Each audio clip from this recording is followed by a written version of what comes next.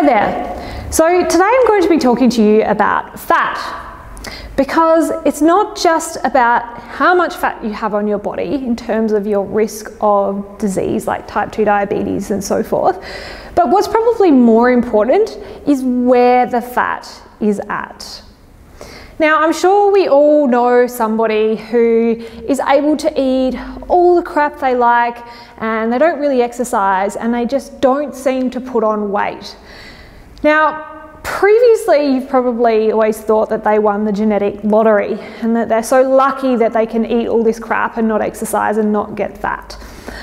But in actual fact, these people are at greater risk of disease, of insulin resistance, of fatty liver, of cardiometabolic disease, and so forth.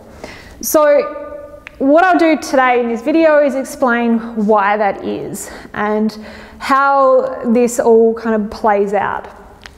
So basically, when you eat a meal, some of the energy, the glucose from the carbohydrates, some of that will be used for energy immediately by your body, but then some of it will be stored in your muscles and your liver as glycogen, which is basically stored glucose. And if there's excess and all those glycogen stores are full, if there's excess, then that will be converted to fat, and that fat will be stored on the body. And the same with fat. I mean, if there's extra energy, extra fat, most of that fat will be stored, but of course it will be used at a later date. And protein as well, same thing. If you overconsume it, some of it will be used to, as building blocks in your body. If there's excess, then that will be turned to fat and stored. So when we have this extra energy, this surplus energy from meals, what actually happens is you will be storing them predominantly in the adipose, the subcutaneous fat on your belly. And this is there for that exact reason. So this is a normal physiological process. When we have extra energy, extra calories, then we will store it mostly in our subcutaneous fat, which is mostly around our belly. When we have too much, and so we might have a little bit and we might store some, but when this is happening over a longer period of time, we're constantly having too much energy, of course the fat stores need to accommodate, because once the fat store is full, then where's it going to go?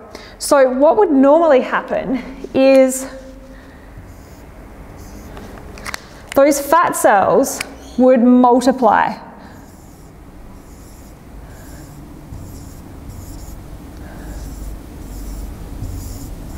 So you get more of these fat cells. They all fill up and the body responds by making more. And this is really important because it acts like a buffer.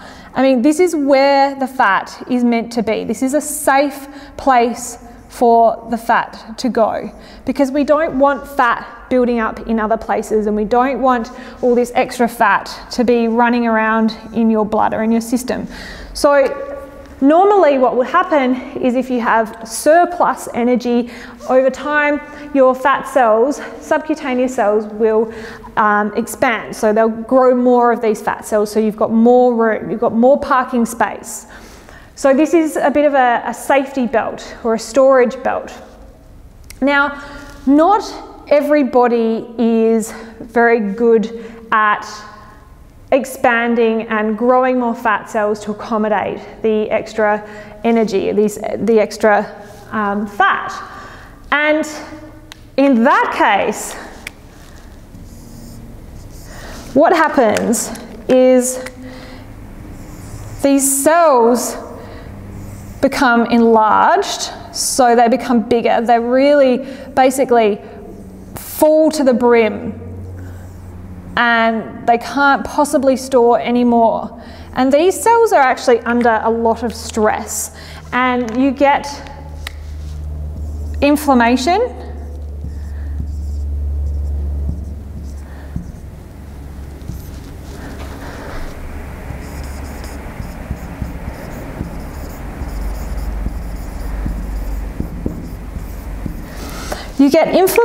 and then you get this spillover effect.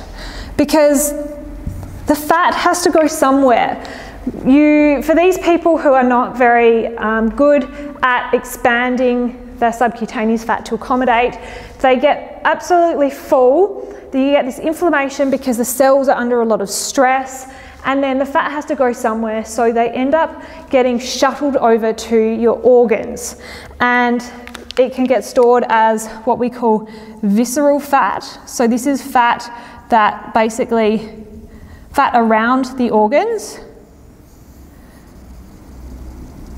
So this is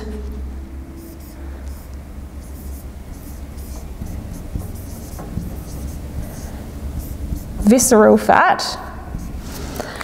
And then you can get, oh, I need a different colour.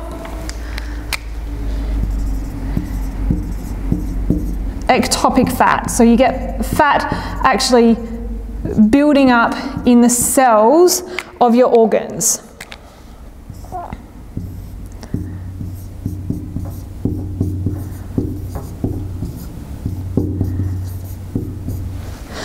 So this spillover effect, or overflow,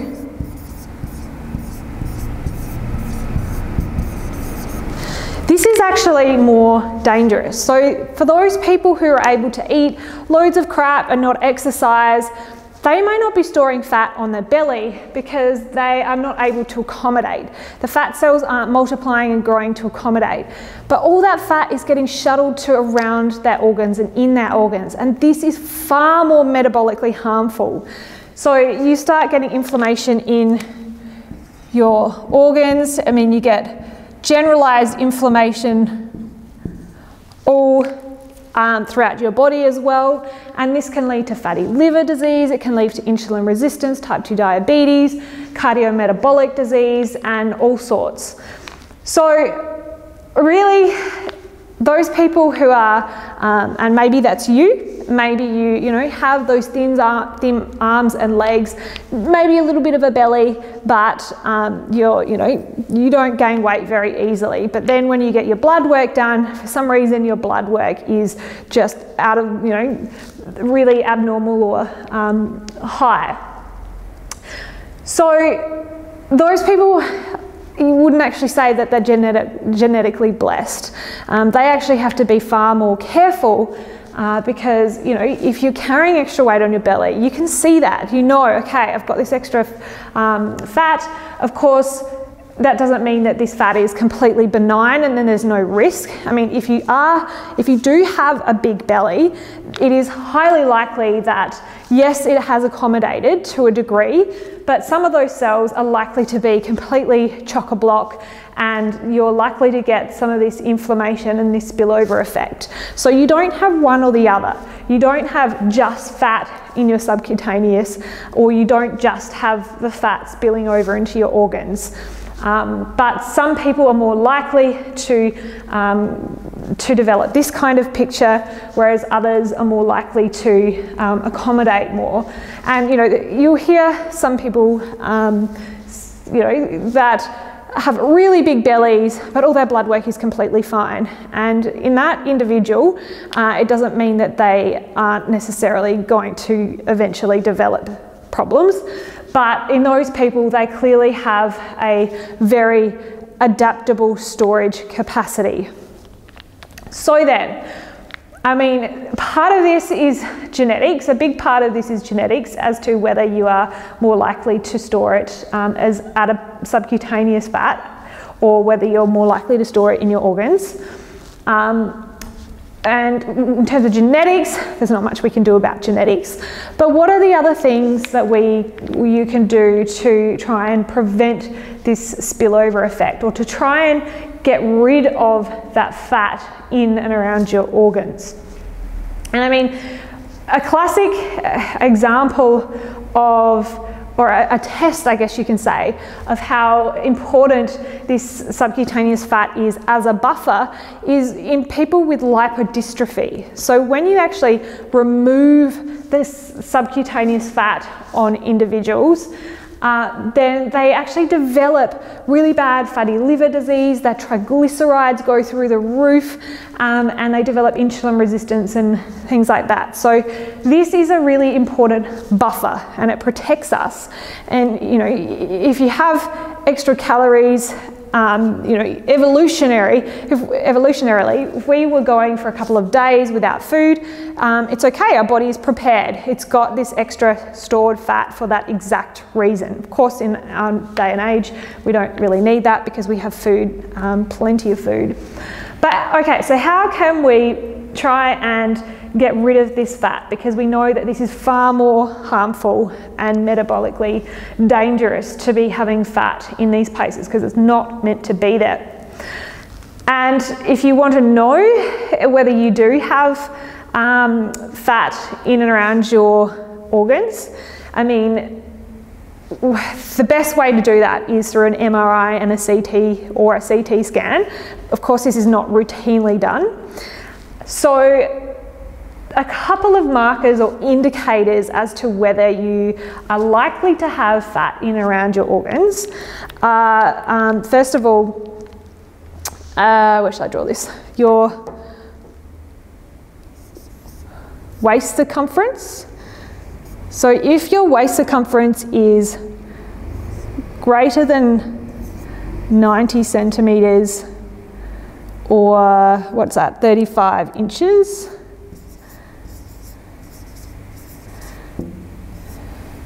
and that's for men, or greater than 80 centimetres, or greater than 31 inches for women. So your waist circumference can be an indicator, because like I said, if you have a big belly, it's quite likely that you have also, you know, put these cells under some stress and you have experienced some of this spillover effect. So your waist circumference is one indicator. So that is men and women. And the other one is your triglycerides. And if your triglycerides are greater than 1.5 millimoles or greater than 150, if you're in America. If your triglycerides are greater than 1.5 or 150. So basically, if you have been over-consuming calories, in particular those processed and refined carbohydrates, they go to your liver and your liver turns them into fats, and some of these are triglycerides. So if your triglycerides are elevated, it's a type of fat, a type of cholesterol, so you do a blood test. Your doctor should have done a triglyceride level at some stage. So if your triglyceride and your waist circumference, both of these are elevated, then there is a good chance that you have fat in and around your organs. So this visceral and this ectopic fat. And you know, obviously the greater your waist circumference and the higher your triglycerides, the greater the risk and the more you're more likely to have more of this fat. So, okay, then what can you do to try and get rid of this fat? And of course, weight loss is a really good way to do it. So,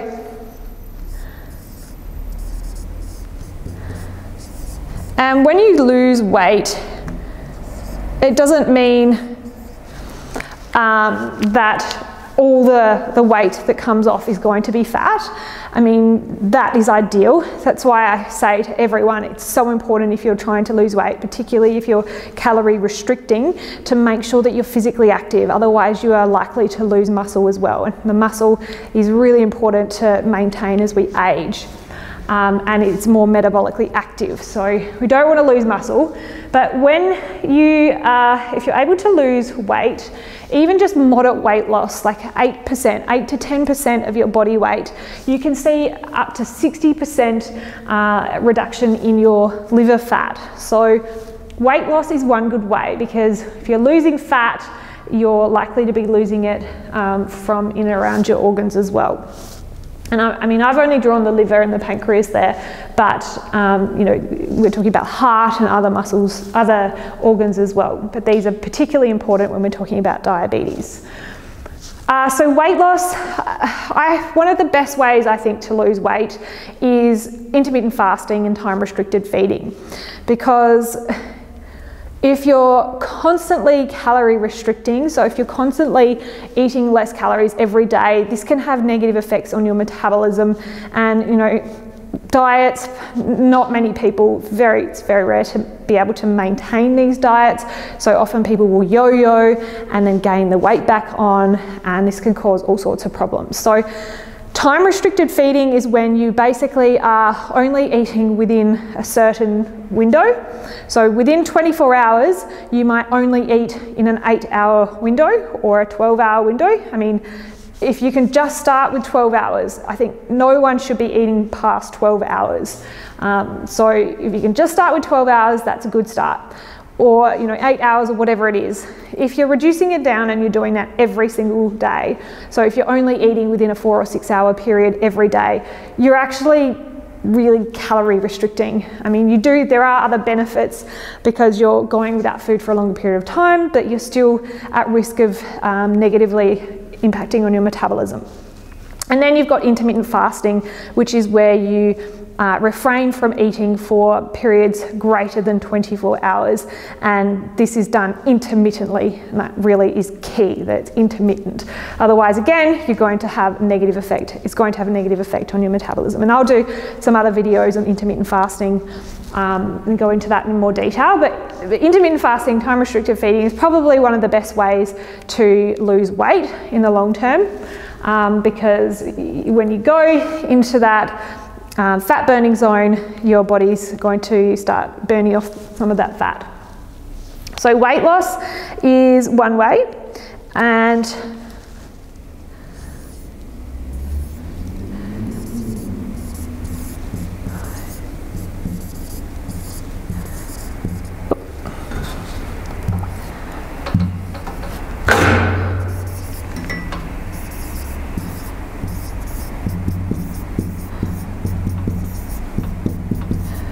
avoiding processed food, but particularly the processed and refined carbohydrates. So many of these processed foods have been cleverly, genetically engineered to flood our systems, to hit our dopamine reward pathway, to make us want more. And really, it's very easy with a lot of these processed foods, it's very easy to eat a lot of calories in a short amount of time, and then they leave us wanting more, and then we end up overeating and end up gaining weight. And if you're gaining weight and you're starting to get this spillover effect, of course, this is going to lead to problems. And the processed and refined carbohydrates are particularly bad because when you have excess glucose in your blood, and the processed and refined carbohydrates are rapidly digested and broken down, which leads to spikes in your blood sugar, and your body needs to do something with that sugar because we don't want high blood sugars because it can be toxic to our body.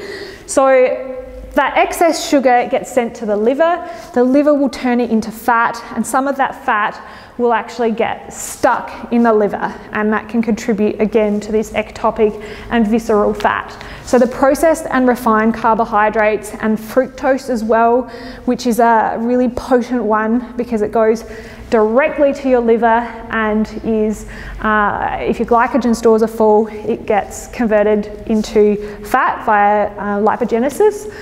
So the potent forms of fructose, if you're having a small amount of fructose, if you're getting a small amount of fructose in fruit, then don't be too worried. If you're overdoing the fruit, but really it's the high fructose corn syrup that is in, you know, soft drinks, sodas, and a lot of processed foods. This is very, very potent, and this can lead to fatty liver and fatty buildup in your organs and inflammation. So trying to avoid processed foods and trying to eat mostly whole foods, so ones that have not been processed and that come from Mother Nature, things that we have not adulterated ourselves. Number 3 is to minimize saturated fat.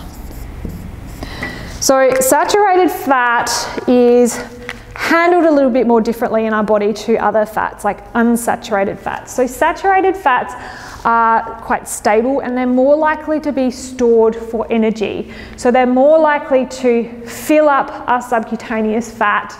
And if it's filling up these fat stores and the parking lots are full, there's nowhere to go, then you start to get this spillover effect. And some studies have actually shown that saturated fat is more metabolically harmful than simple sugars and even fructose, which is actually, contrary to what we have always previously thought. We thought that sugar and fructose was much more metabolically harmful because it gets turned to fat in the liver.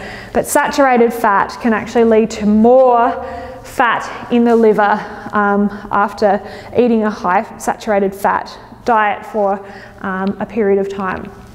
So minimizing your saturated fat is important, and foods that are high in saturated fat, predominantly your animal products, so your meat, your poultry, your fish, your eggs, your dairy. Of course, trans-saturated fat is even worse and it's more potent. So trans-saturated fat comes from animal products as well. There's a little bit in animal products, and predominantly it comes from your really refined processed oils, so these partially hydrogenated oils.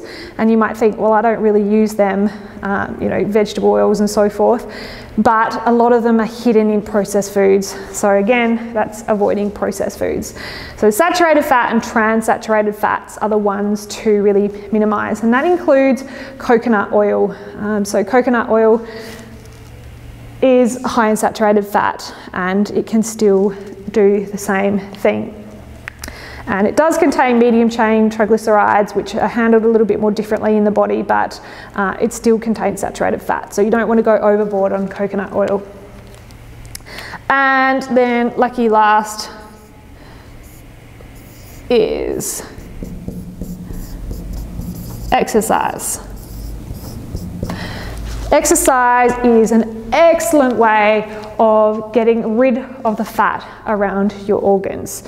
So exercise basically helps to melt that fat away around your liver and your organs. So a lot of people poo-poo exercise and say it's not very good for weight loss, and that is true if you're looking at the numbers on the scales, but when you start exercising, you're actually building and growing muscle, and muscle weighs more than fat.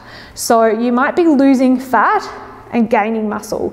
Muscle's more dense and it weighs more, so your weight on the scales might not change, but you are significantly improving your overall metabolic health and your overall health. So you're going to be melting that fat away around your organs, and the muscle in itself is much more metabolically healthy.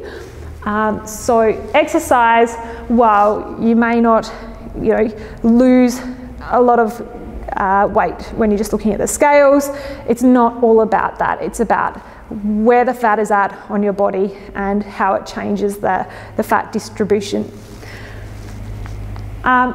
All right, so that is pretty much all I wanted to say on that today. So hopefully that makes sense. It might be you who doesn't tend to put on much weight and you feel very lucky, but maybe you've developed diabetes and maybe that's why you're a bit confused. But I'm not overweight, why have I got diabetes? Yes, it may run in the family, but now we know that actually genetics only play a very small part. There's a lot of other things going on. But in terms of this is where genetics might come into it a bit more. So certain ethnicities, like Asians, for example, they tend to be more likely to experience this spillover effect. And that in that case, you do need to be careful about what you're eating and whether you're exercising, because it's all happening on the inside and your blood work will really tell you that. So if you want to know what the likelihood is that you have fat around your organs, you can look at these 2 markers. Your doctor will have done a blood test, and you can do your own waist circumference, or your doctor should have done that as well. And then the 4 most effective ways at getting rid of this fat is weight loss, and obviously not overdoing food, not over consuming food, avoiding those processed foods, particularly the refined and processed carbohydrates. So when I'm talking about processed and refined carbohydrates, I mean basically anything made from flour, even whole wheat flour, anything with refined sugar in it, your chips, your chocolate, your soft drink, your ice cream. These are all heavily processed and refined carbohydrates. Then minimizing your saturated fat and exercise. So hopefully this has been insightful and helpful. If it has, make sure you like it below. If you think that your friends and family would also find it helpful, make sure you share it with them. Any comments or any other topics you'd like me to cover, feel free to write that in the comments section below. And I also have an online program, and this is a 12-week online program for people who are really serious about beating diabetes, who are looking for answers but are not finding them. They're a little bit overwhelmed by information on the internet, because it is definitely overwhelming out there. And so the program itself teaches you all about what is at the root cause of insulin resistance and diabetes, and then gives you practical steps on how you can actually start to work against this, because we don't want to waste any time. We want to try and get on top of things ASAP. A big part of the program is also mindset, because I know that a lot of people struggle with staying motivated. So if you're interested, and if you're really serious, if you're willing to invest time and money and you're ready to commit, then make sure you book in a consultation, a telephone consultation with either myself or one of my team. So you can do that. There's a link below to book in that time that is convenient to you. And I will look forward to working with you if that is the case. All right, thank you.